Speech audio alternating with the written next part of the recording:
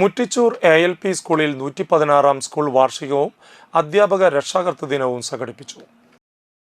Muttichur Manhal palace ഓഡിറ്റോറിയത്തിൽ നടന്ന പരിപാടി MLA CC മൂന്നൻ ഉദ്ഘാടനം ചെയ്തു.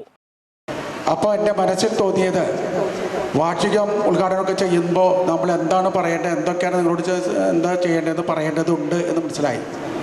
എന്തായാലും നമ്മളെ സംബന്ധിച്ചിടത്തോളം നമ്മുടെ നാട്ടിയ നിയോജകമണ്ഡലത്തിലുള്ള എല്ലാ സ്കൂളുകൾക്കും നമുക്ക് കഴിയാവുന്ന സഹായങ്ങൾ മൊത്തം ഞാൻ ഇപ്പോൾ നിങ്ങൾ പ്രസംഗിക്കാൻ വരുമ്പോൾ പരിശോധിച്ചത് നമ്മുടെ സംസ്ഥാനത്ത് നിന്നും 18.5 കോടി രൂപയാണ് നമ്മുടെ നാട്ടിയ നിയോജകമണ്ഡല വിദ്യാഭ്യാസമായി മാറ്റിവെക്കാൻ കഴിഞ്ഞിട്ടുള്ളത്.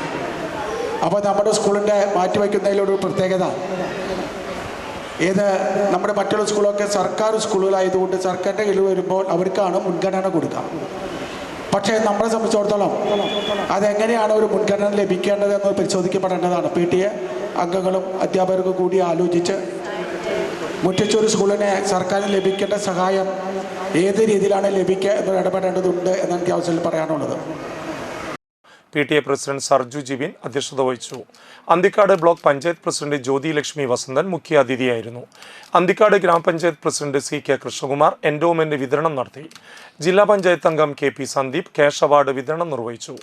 Block panchayat member Menaka teacher സമ്മാനദാനം നിർവഹിച്ചു. PTA president Sarju Jibin, MPTA president Fasna Adeeb, മുൻ PTA president Kishore Palliyara, PTA vice president Thasni Anshab, school leader Sreelakshmi KS, headmaster Baiju George, first assistant Amulya Chandran എന്നിവർ സംസാരിച്ചു. തുടർന്ന് കുട്ടികളുടെ വിവിധ കലാപരിപാടികളും അരങ്ങേറി.